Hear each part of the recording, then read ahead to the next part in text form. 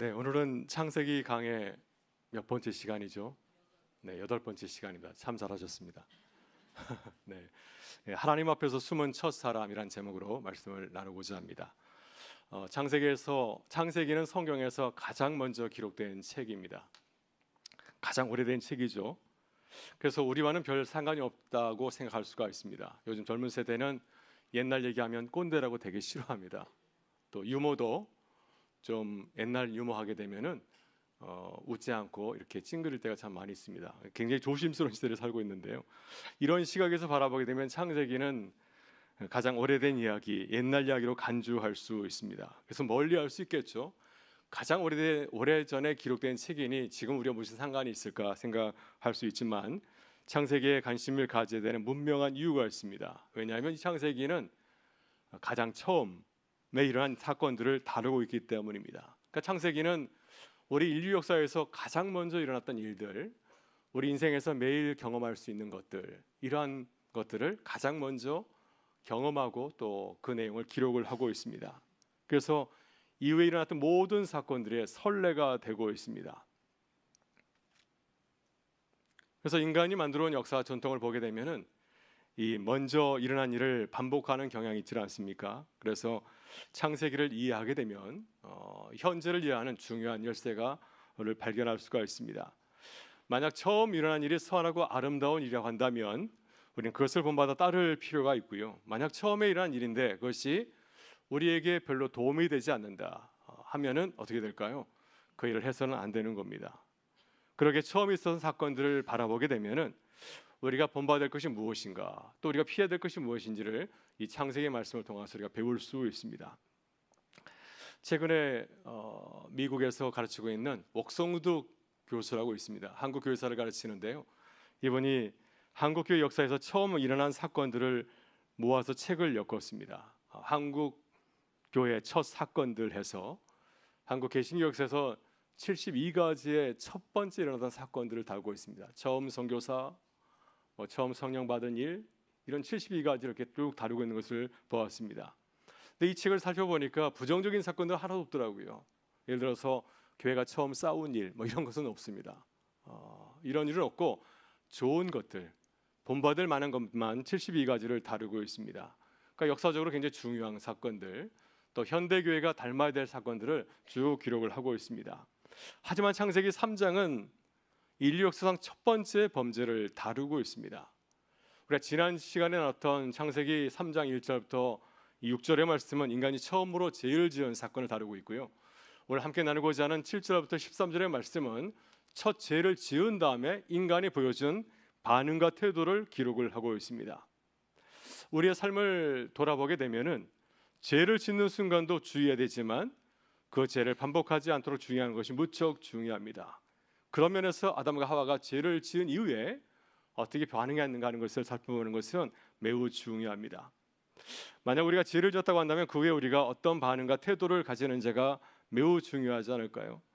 이것이 더 중요할지 모릅니다. 왜냐하면 죄를 지은 이후에 그것을 대수롭지 않게 여기면 더 큰 죄에 빠질 수 있고요. 또 죄를 지은 다음에 자신을 또 정죄할 수 있지 않겠습니까? 내가 이것밖에 되지 않는가 하면서 죄를 지은 이후에 자신을 별로 중요하지 않은 사람으로, 형편없는 사람으로 함부로 대하게 되면은 그럼 계속해서 더 큰 죄의 무게에 눌려서 더 형편없는 사람으로 살아갈 수 있기 때문입니다. 그래서 오늘 본문에서 보듯이 죄를 지은 이후에 하나님 앞에서 자신을 숨기고 회피한 첫 사람의 모습을 살펴보는 것이 매우 중요합니다. 그래서 오늘 본문 말씀을 통해서 우리가 살아가면서 본의 아니게 또 의도적으로 죄를 지은 경우가 있지 않겠습니까? 그 이후에 우리가 어떻게 해야 될 것인가 하는 것을 함께 나눌 수 있기를 바랍니다. 여러분, 첫사람 아담과 하와는 범죄 후에 어떻게 하였습니까? 그들은 에덴 동산에서 첫 범죄를 하였습니다. 하나님께서 금지하신 명령을 어기고 하나님께서 금지하신 선악과를 따서 먹었습니다. 하와가 선악과를 따서 아무도 것도 모르는 아담에게 준 것처럼 생각할 수 있지만 절대 그렇지 않죠. 먼저 하와가 죄를 범하고 아무것도 모르는 아담에게 준 것일까요? 그렇지는 않습니다. 아마 아담과 하와는 같은 공간에 있었습니다. 그리고 같은 일을 생각하고 같이 공모하고 함께 죄를 지었을 것입니다. 그래서 오늘 본문에서 첫 사람 아담과 하와가 죄를 지은 후에 보여진 행동은 크게 우리가 두 가지를 살펴볼 수가 있는데요. 이것은 죄가 우리에게 미치는 결과를 잘 말해주고 있습니다. 그래서 우리는 죄를 가볍게 생각할 수가 있습니다. 우린 죄를 바라볼 때도 큰 죄, 작은 죄를 가리고 작은 죄는 대충 생각하고 큰 죄는 좀 조심스러워하지 않습니까? 근데 그러지 않습니다. 죄는 모두가 다 똑같습니다. 우리가 보기에는 크고 작음이 있을지 모르겠지만 그 죄가 미치는 결과가 똑같다는 사실을 알고 함께 말씀을 나누기를 원합니다. 먼저 아담과 하와는 눈이 아주 밝아졌습니다. 7절은 이 첫 번째 죄의 결과를 이렇게 기록하고 있습니다. 이에 그들의 눈이 밝아져 자기들이 복선 줄을 알고 무화과 나무 잎을 엮어 치마로 삼았더라. 여러분, 아무도 아담과 하와에게 선악과를 묵은 사실이 죄라는 사실을 알려주질 않았습니다. 그들이 죄를 짓기 전에는 죄의 심각성을 결코 알지 못하였는데, 만약에 그들이 죄의 심각성을 알게 되었다고 한다면, 이것을 따먹으면 우리에게 어떤 결과가 미칠 것인가는 사실을 잘 알고 있었다고 한다면 결코 선악과를 먹지 않았을 것입니다. 죄를 짓기 전에는 죄는 어떻게 보이나요? 죄는 아주 매력적으로 보입니다. 나쁘게 보이질 않습니다. 오늘 본문을 보더라도 이렇게 되어 있지 않습니까? 먹음직도 하고 보감직도 하고 지혜롭게 할 만큼 탐스럽게 보인다라고 되어 있습니다. 사람은 죄의 심각성을 보지 못하고 죄가 주는 그 호기심과 그 매력에 걸려서 점점점 이 죄에 빠져 들어가게 되어 있습니다. 놀라운 사실은 무엇인가요? 죄를 짓고 나면은 아무도 가르치지 않았는데 죄의 무서운 결과를 스스로 깨닫게 된다는 사실입니다. 첫 번째, 죄를 짓고 난 다음에 찾아온 결과가 무엇이었나요? 바로 그것은 수치심이었습니다. 죄를 짓고 나서야 비로소 자신이 죄인이라는 사실을 깨닫게 되었습니다. 그전에는 알지 못했는데 죄를 지은 다음에 내가 누구인가 하는 사실을 분명히 깨닫게 되었습니다. 죄는 죄를 짓기 전에 어떻게든 유혹할 끌어들이지만은 막상 죄를 짓고 나면 어떻게 됩니까? 죄는 우리를 고발하고 수치심을 안겨주지 않습니까? 그 죄가 얼마나 무서운 존재인지 모릅니다. 죄를 짓기 전에는 철저하게 가리지만은 죄를 지은 다음에는 우리가 어떤 존재인지를 분명히 알려주기 때문이죠. 둘째, 아담과 하와는 자신의 몸을 숨겼습니다. 누가 가르쳐준 것도 아니지만 죄를 짓자마자 죄는 스스로를 폭로하였습니다. 그 순간 아담과 하와는 수치심을 느껴서 무화과 나뭇잎으로 치마를 만들어서 자신을 가렸습니다. 이전까지는 아무것도 거리낌 없이 에덴 동산을 활보하였지만은 죄를 지은 다음에 어떻게 되었습니까? 옷을 해서 입고 하나님을 비해서 숨었습니다. 그래서 죄는 그들에게 수치심을 안겨주었고 그리고 본능적으로 자신의 죄를 가리게 하였습니다. 아담과 하와가 무화과 나뭇잎으로 옷을 만들어 자신의 몸을 숨긴 것은 무엇을 의미하고 있습니까? 그것은 죄가 하나님과 관계를 단절시켰다고 하는 겁니다. 죄를 짓기 전까지 아담과 하와는 하나님을 신뢰하며 얼마나 친밀한 관계를 누리는지 모릅니다. 하나님께 모든 것을 덮분하고 하나님과 건의는 친밀한 사이였지만 그렇지만 죄를 지은 다음에 죄는 어떻게 하였습니까? 그 신뢰를 깨트려 버렸고 또 하나님을 피해서 자신을 숨기는 그런 존재로 전락하게 되었습니다. 이것이 바로 죄의 본질적인 목적이죠. 죄는 하나님과 우리의 관계를 끊어지게 만듭니다. 하나님과의 관계뿐만 아니라 사람과 사람의 관계도 끊어지게 만들지 않습니까? 우리가 죄를 짓게 되면 자연스럽게 서로를 멀리하게 되고 마음의 거리도 생기게 됩니다. 그래서 결국에는 상대방 앞에서 떳떳하게 서지 못하고 자신을 감추게 되죠. 그래서 우리는 죄를 반드시 멀리해야 됩니다. 왜냐하면 죄는 우리로 하여금 단절과 고립을 가져다 주기 때문입니다. 이 3장 8절의 말씀은 죄를 지은 인간의 모습을 아주 솔직하고 적나라하게 이렇게 잘 보여주고 있습니다. 우리 8절의 말씀을 같이 한번 읽어보겠습니다. 그들이 그날 바람이 불 때 동산에 거니시는 여호와 하나님의 소리를 듣고 아담과 그의 아내가 여호와 하나님의 낯을 피하여 동산 나무에 숨은지라. 아멘. 네, 이 말씀은 하루아침에 하나님과 인간의 사이가 어떻게 달라졌는지, 어떻게 급격하게 달라졌는지를 잘 보여주고 있지 않습니까? 죄를 짓기 전에는 하나님과 얼마나 친밀한 관계였습니까? 늘 동산에서 거니면서 하나님과 깊은 교제를 나누는 사이였지만 죄를 지고 난 다음에는 그 모든 친밀감은 깨지게 되었고요. 이제 하나님은 나에게 친밀한 존재가 아니라 감히 다가갈 수 없는 두려운 존재로 이제 변해버리고 말았습니다. 하나님과 사이가 단절이 되어서 하나님이 친밀한 사이가 아니라 아주 낯선 존재로 하나님 보면 깜짝 놀라는 그런 사이로 변해버린 것입니다. 예전에 적과의 동침이라는 영화가 있었는데요. 이 영화에서 적은 누구일까요? 적은 바로 자신의 남편입니다. 사랑하는 배우자가 죄로 인해서 어떤 존재로 전락하게 됐습니까? 사랑스러운 존재가 아니라 적대적인 관계로 변하겠다는 사실을 이 영화는 보여주고 있습니다.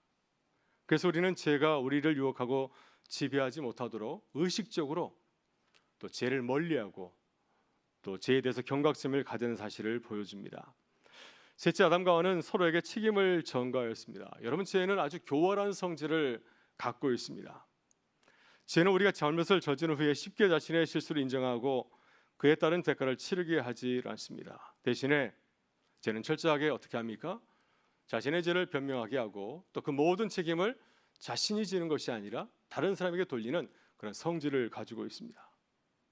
아담과 하와가 선악과를 따먹은 후에 어떻게 하였습니까? 그들은 수치심을 느끼고 무화과 나뭇잎으로 치마를 만들어서 손을 입고 동산 나무 사이에 숨었습니다. 하나님께서 아담과 하와에 찾아오셔서 그들을 부르시죠. 아담아, 내가 어디 있느냐?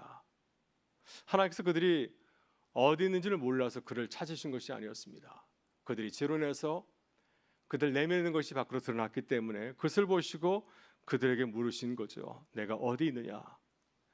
그의 아담과 하와는 자신의 잘못을 고백하고 있습니다. 죄를 지은 뒤에 마음속에 일어나는 불편한 마음을 솔직하게 고백하고 있습니다. 10절에서 아담은 이렇게 말하고 있습니다. 이르되 내가 동산에서 하나님의 소리를 듣고 내가 벗었으므로 두려워하여 숨었나이다. 내가 벗었으므로 두려워하여 숨었나이다. 여러분, 아담과 하와는 하나님 앞에서 지은 죄를 인정했습니다. 그러나 그 다음에는 어떻게 했나요? 자신의 죄를 인정했죠. 자신의 죄를 인정했지만 그 다음은 어떻게 하였습니까? 그 다음에는 죄의 책임을 철저하게 부인하였습니다. 그리고 자신의 죄를 변명하고 그리고 그 모든 책임을 자신이 진 것이 아니라 다른 사람에게, 다른 존재에게 전가를 시키고 있습니다. 하나님께서 아담과 하와에게 물으셨습니다. 누가 너희의 벗었음을 내게 알렸느냐? 내가 내게 먹지 말라 명한 그 나무 열매를 내가 뭐 얻었느냐? 하지만 아담은 비겁하게도 책임을 스스로 인정하지 않았습니다. 그는 이렇게 말하지 않았죠. 하나님께서 그의 모든 것을 알고 계시기 때문에 그에게 책임을 물었을 때 아담은 이렇게 대답하지 않았습니다. 주님, 제가 하나님께서 명령하신 것을 어기고 아내에게 제대로 전달하지는 못하였습니다. 제 잘못 때문에 아내가 선악과를 따서 따먹었습니다. 그러니 모든 책임은 아내에 있는 것이 아니라 제게 있는 것입니다. 이렇게 말하였습니까? 이렇게 말하지 못하고 비겁하게도 모든 책임을 자신의 아내에게 다 돌리고 있습니다. 12절에서 그가 이렇게 말하고 있습니다. 하나님이 주셔서 나와 함께 있게 하신 여자 그가 곧 그 나무 열매를 내게 주므로 내가 먹었나이다. 하나님께 주셔서 나와 함께한 그 여자가 내게 주므로 내가 선악과를 따 먹었나이다. 여러분 어떻습니까? 아담은 이제 아내에게 책임을 떠넘기고 있어요. 처음 하와를 만났을 때 그가 얼마나 사랑스러운 말로 아내를 높이고 칭찬하였습니까? 이는 내 살 중에 살이요 뼈 중에 뼈라. 이것을 남자에게서 취하였은지요 여자라 부르리라 하면서 자신이 할 수 있는 최고의 찬사로 자신의 아내를 노래하고 찬양하지 않았습니까? 좋아하지 않았습니까? 사랑한다 고백하지 않았습니까? 하지만 죄를 짓자마자 아담은 본색을 드러내고 말았습니다. 그래서 자신의 아내를 아내라고 부르지 아니하고 어떻게 말하고 있습니까? 마치 자신과 상관이 없는 여자처럼 취급하고 있지 않습니까? 하나님께서 내게 주셔서 나와 함께한 여자, 이런 여자로 표현을 하고 있습니다. 이 말을 가만히 묵상하게 되면 하나님께서 내게 저 여인을 보내줬기 때문에 내 삶이 망쳐버렸다고, 내 삶을 이렇게 만든 것은 바로 하나님께서 주신 저 여자 때문이라고 모든 것을 책임을 떠넘기고 있습니다. 또 이 사실을 가만히 들여다보게 되면 아담은 하나님께도 책임을 떠넘기고 있지 않습니까? 먼저는 자신의 아내에게 책임을 떠넘겼고 또 더 나아가서는 이 모든 문제의 책임을 하나님께 돌리고 있습니다. 하나님께서 내게 저 여인을 주셨기 때문에 내가 죄를 지을 수밖에 없었다고 말하고 있는 것이죠. 그렇기 때문에 이 모든 문제에 있어서 하나님도 책임을 피할 수가 없다. 그래서 아담은 은근히 하나님을 탓하고 있습니다.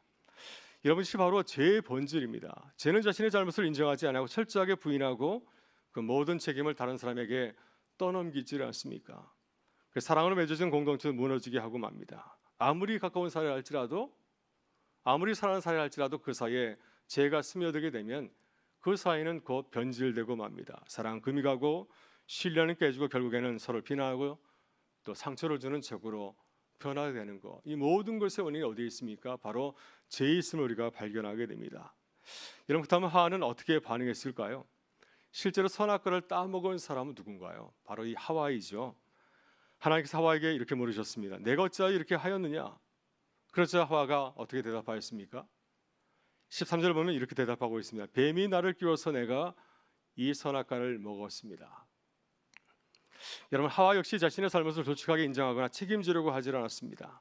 그녀는 이렇게 고백하지 않았습니다. 하나님, 제가 그만 뱀의 유혹에 넘어가서 죄를 지었고 남편에게도 그 열매를 주었습니다. 모든 책임은 저에게 있으니 내 남편에게 책임을 돌리지 마시고 제가 이 모든 책임을 달게 받겠습니다. 그러니 나를 처벌해 주시기를 바랍니다. 이렇게 그녀가 말하였습니까? 그녀는 그렇게 말하지 아니하고 화도 마찬가지로 역시 자신의 책임을 다른 사람에게 떠넘기고 있습니다. 그녀는 자신을 유혹한 뱀에게 책임을 돌리고 있습니다. 결국 사단에게 모든 책임을 전가하게 된 것이죠.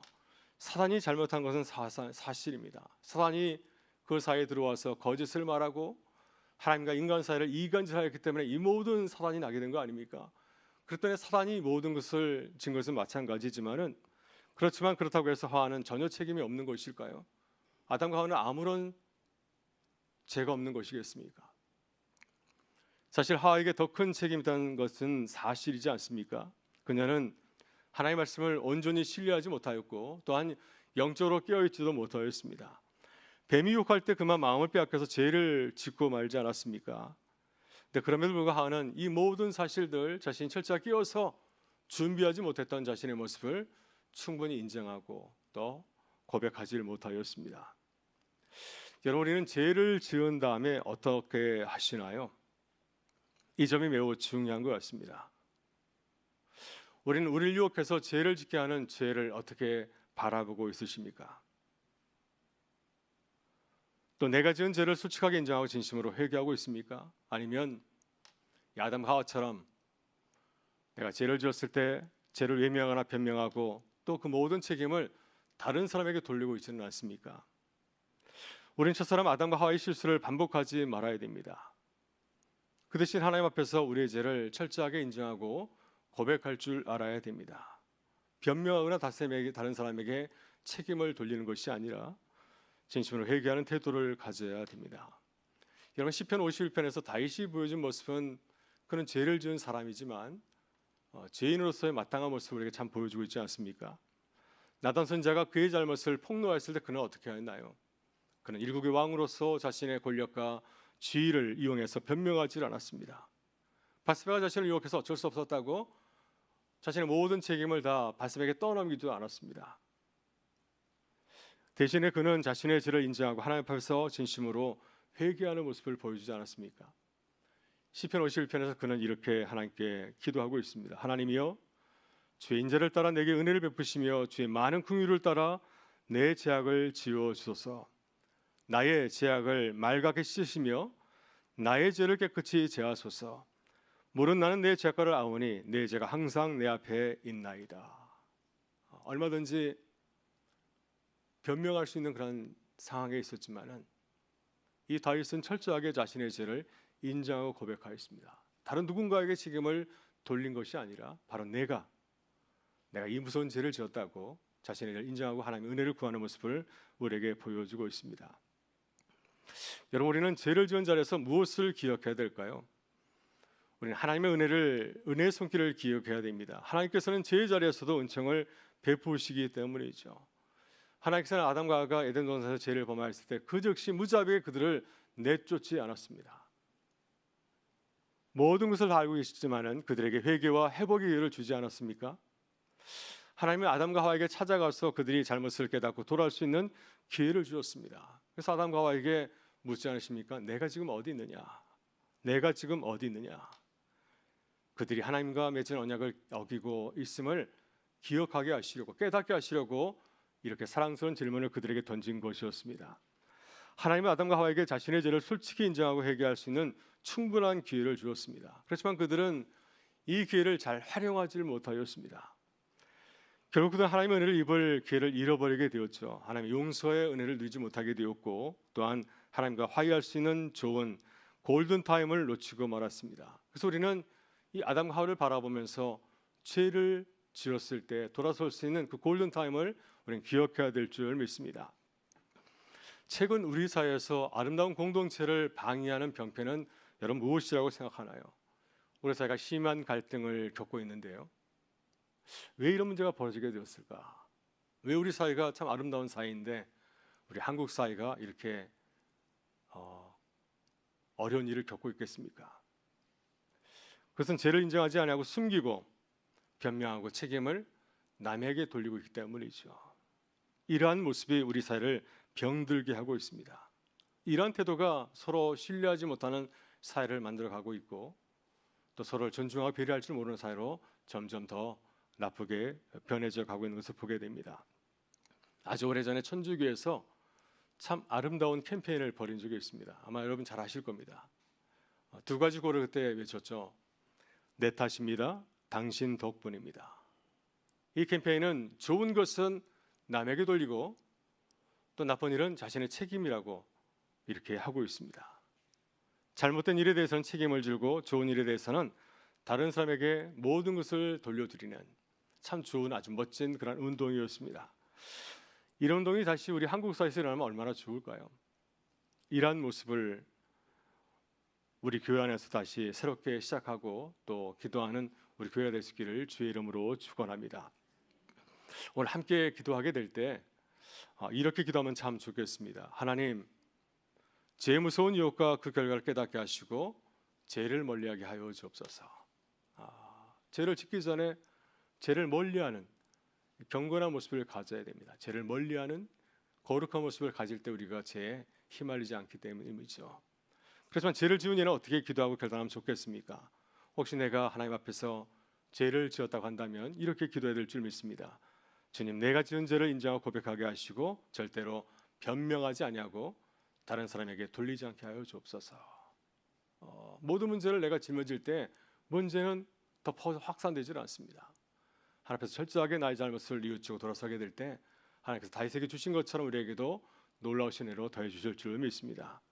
또 우리 가정과 교회 그리고 공동체를 위해서 이렇게 기도하면 참 좋겠습니다. 주님, 잘못한 것은 모두 다 내 탓입니다. 그리고 잘한 것은 다 다른 사람 덕분입니다. 내 주위 사람들 덕분입니다. 그래서 이러한 마음을 가지고서 우리가 서로를 바라보면서 존중하고 나가게 될 때 우리 공동체가 건강하게 세워질 줄 믿습니다. 이렇게 우리의 삶이 죄를 멀미하고 주의 은혜로 새롭게 세워질 수 있기를 간절히 바라고요. 또 죄로 깨어진 공동체가 다시 주의 은혜 가운데서 회복될 수 있도록 항상 깨어서 기도하는 우리 교회와 성도들 되실 수 있기를 주의 이름으로 축원합니다. 기도하시겠습니다. 참 좋으신 아버지 하나님 감사합니다. 오늘도 귀한 말씀을 통해서 우리의 모습을 돌아보게 하시니 감사합니다. 하나님 앞에서 늘 죄의 모습을 돌아보게 하셔서 죄와 멀리하는 삶을 살아가게 하시고 또 혹시 우리가 주님 앞에서 또 무서운 죄를 지었다고 한다면 철저하게 자신의 죄를 뉘우치고 돌아서는 믿음의 사람들 되게 하여 주옵소서. 또 우리가 속한 공동체를 아름답게 세우기 위해서 늘 어려운 일은 내가 책임지고 또 좋은 일은 남에게 돌리는 그러한 아름다운 마음을 가지고서 섬김을 나갈 수 있도록 하나님 인도하여 주시옵소서. 오늘 함께 기도할 때 성령께서 우리 함께 하셔서 주님께서 가장 기뻐하시는 것이 무엇인지를 기도하면서 깨닫고 또 결단하고 기도하는 시간 되기를 간절히 바라오며 예수 그리스도의 이름으로 기도드리옵나이다. 아멘.